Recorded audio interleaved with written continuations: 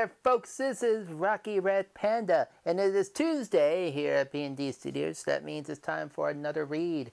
And this week we're reading Great Tales and Poems of Edgar Allen Poe. We're going to be reading a short story entitled The Tell-Tale Heart. As you can see, I got my hat on, so I'm well prepared. Come join me, will you? True nervous, very, very dreadfully nervous I had been and am. But why will you say that I am mad? The disease has sharpened my senses, not destroyed, not dulled them. Above all was the sense of hearing acute. I heard all things in the heaven and in the earth. I heard many things in hell. How, then, am I mad? Hearing can, and observe how healthy, how calmly I can tell you the whole story. It is impossible to say how first the idea entered my brain, but once conceived, it haunted me day and night. Object there was none. Passion there was none. I loved the old man. He had never wronged me. He had never given me insult. For his gold I had no desire. I think it was his eye. Yes, it was this. One of his eyes resembled that of a vulture. A pale blue eye with a film over it. Whenever it fell upon me, my blood ran cold. And so by degrees, very gradually, I made my mind to take the life of the old man, and thus rid myself of the eye forever. Now this is the point. You fancy me mad. Madmen know nothing, but you should have seen me. You should have seen how wisely I proceeded, what with caution, with what foresight, with what dissimulation I went to work. I was never kinder to the old man than during the whole week before I killed him. And every night, about midnight, I turned the latch of his door and opened it, oh, so gently. And then, when I had made an opening sufficient for my head, I put in a dark lantern, all closed, so that no light shone out. And then I thrust in my head. Oh, you would have laughed to see how cunningly I thrusted it in. I moved it slowly, very, very slowly, so that I might not disturb the old man's sleep. It took me an hour to place my whole head within the opening so far that I could see him as he lay upon his bed. Ha! Would a madman have been so wise as this? And then, when my head was in the room, I undid the lantern cautiously. Oh, so cautiously, for the hinges creaked. I undid it just so much that a single thin ray fell upon the vulture eye. And this I did for 7 long nights, every night just at midnight. But I found the eye always closed, and so it was impossible to do the work. For it was not the old man who was vexed me, but his evil eye. And every morning, when the day broke, I went boldly into the chamber and spoke courageously to him, calling him by name in a hearty tone, inquiring how he had passed the night. So you see, he would have been a very profound old man indeed, to suspect that every night, just at 12, I looked in upon him while he slept. Upon the 8th night, I was more than usually cautious in opening the door. A watch's minute hand moves more quickly than mine did. Never before that night had I felt the extent of my own powers, of my sagacity. I could scarcely contain my feelings of triumph. To think that there I was, opening the door, little by little, and he not even to dream of my secret deeds or thoughts. I fairly chuckled at the idea, and perhaps he heard me, for he moved on the bed suddenly, as if startled. Now you may think that I drew back, but no. His room was as black as pitch with the thick darkness, for the shutters were closed, fastened through the fear of robbers, and so I knew that he could not see the opening of the door, and I kept pushing it on steadily, steadily. I had my head in, and was about to open the lantern when my thumb slipped upon the thin fastening, and the old man sprang up in the bed, crying out, "Who's there?" I kept quiet still, and said nothing. For a whole hour I did not move a muscle, and in the meantime I did not hear him lie down. He was still sitting up in bed, listening, just as I have done, night after night, hearkening to the death watches in the wall. Presently I heard a slight groan. I knew it was the groan of mortal terror.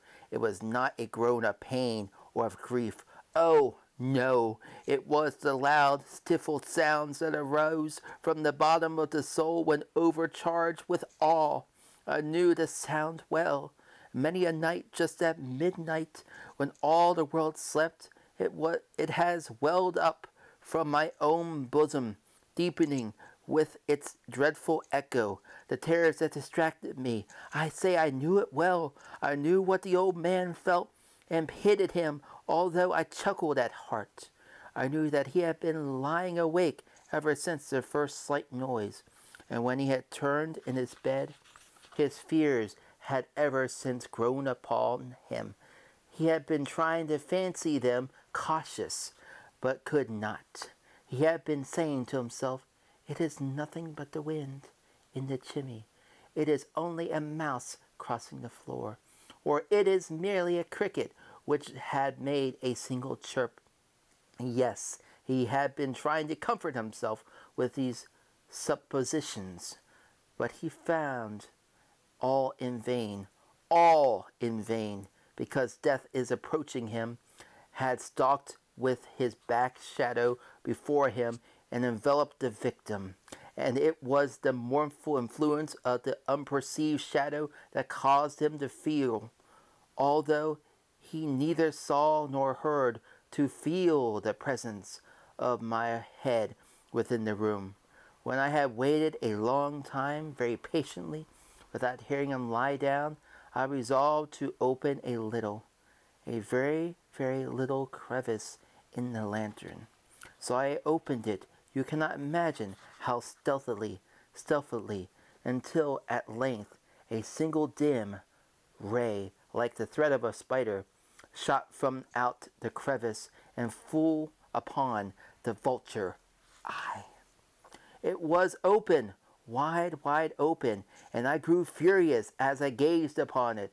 I saw it with perfection, distinctness, and all a dull blue with a hideous veil over it that chilled the very marrows in my bones. But I could not see anything else of the old man's face or person, for I had directed the ray as if by instinct precisely upon that damn spot. And now I have not told you that what you mistake for madness is but over acuteness of the senses.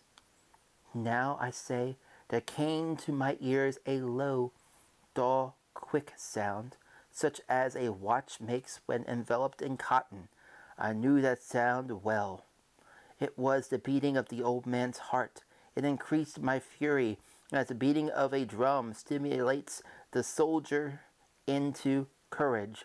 But even yet I refrained and kept still. I scarcely breathed. I held the lantern motionless. I tried how steadily I could maintain the ray upon the eye. Meantime, the hellish tattoo of the heart increased. It grew quicker and quicker, and louder every instant. The old man's terror must have been extreme. It grew louder, I say louder every moment. Do you mark me well? I have told you that I am nervous, so I am, and now at the dead hour of the night, amid the dreadful silence of the old house, so strange a noise as this excited me to uncontrollable terror, yet for some minutes longer I refrained and stood still. But the beating grew louder, louder. I thought the heart must burst, and now a new anxiety seized me. The sound would be heard by a neighbor. The old man's hour had come. With a loud yell, I threw open the lantern and leaped into the room. He shrieked once only, and in an instant I dragged him to the floor and pulled the heavy bed over him. I then smiled gaily to find the deeds so far done, but for many minutes the heart beat on a muffled sound. This, however, did not vex me. It would not be heard through the wall. At length it ceased. The old man was dead. I removed the bed and examined the corpse. Yes, he was stone dead. I placed my hand upon the heart and held it there many minutes. There was no pulsation. He was stone dead. His eyes would trouble me no more. If still you think me mad, you will think no longer when I describe the wise precautions I took for concealment of the body. The night waned, and I worked hastily but in silence. First of all, I dismembered the corpse. I cut off the head and the arms and the legs. Then I took up 3 planks from the flooring of the chamber and disposed all between the shantlings. I then replaced the board so cleverly, so cunning, that no human eye, not even his, could have detected anything wrong. There was nothing to wash out, no stains of any kind, no blood spot whatsoever. I had been too weary for that. A tub had caught all. Ha! Ha! When I had made an end of these labors, it was 4 o'clock and still dark as midnight. As the bell sounded the hour, there came a knocking at the street door. I went down to open it with a light heart, for what had I now to fear? There entered 3 men who introduced themselves with perfect solidity as officers of the police. A shriek had been heard by a neighbor during the night. Suspicion of foul play had been aroused. Information had been lodged at the police office, and they, the officers, had been disputed to search the premises. I smiled, for what had I to fear? I bade the gentleman welcome. The shriek, I said, was my own. In a dream, the old man I mentioned was absent in the country. I took my visitors all over the house. I bade them search well. I led them at length to his chamber. I showed them his treasures, secure, undisturbed in the enthusiasm of my confidence.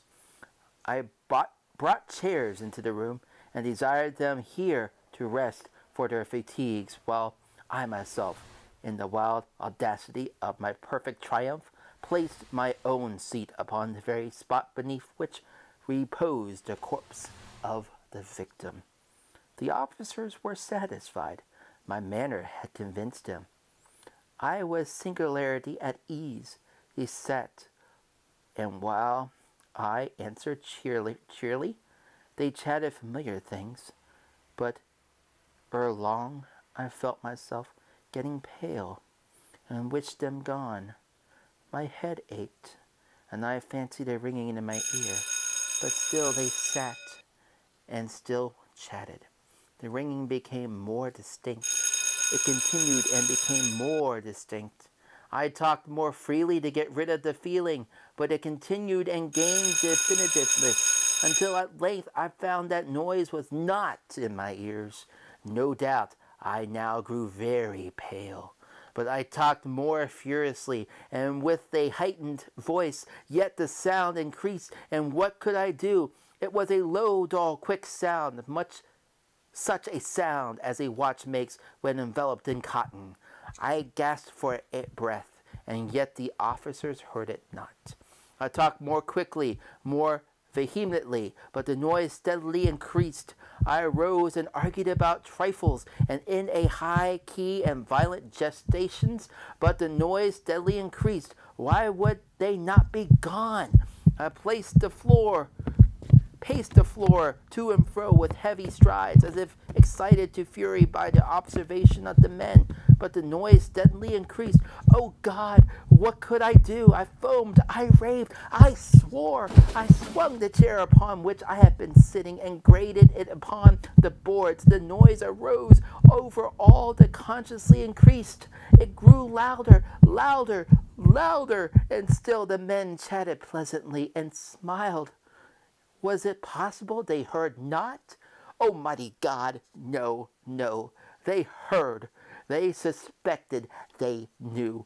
They were making a mockery of my horror. And I thought, and this I think, but anything was better than this agony, and anything was more tolerable than this desertion. I could bear these hypercritical smiles no longer. I felt that I must scream or die. And now again, hark, louder, louder, louder, louder. Villains, I shrieked, dissemble no more. I admit the deed. Tear up the planks. Here, here. It is the beating of his hideous heart. And that was A Telltale Heart by Edgar Allen Poe. It's been a fun read. I enjoyed reading that lengthy short story by Edgar Allan Poe. It's been fun. Next week, we'll go back to Edgar Allan Poe and we'll catch another one of his reads. We'll be reading The Raven. Isn't that going to be fun? But for now, this is Rocky Red Panda signing out. Catch you on the flip side. Keep on reading. Peace out. If you like this video and other videos, especially from PND Studios, including my reads, make sure you like and subscribe. That's right, like and subscribe. And also catch me on all Fur Media.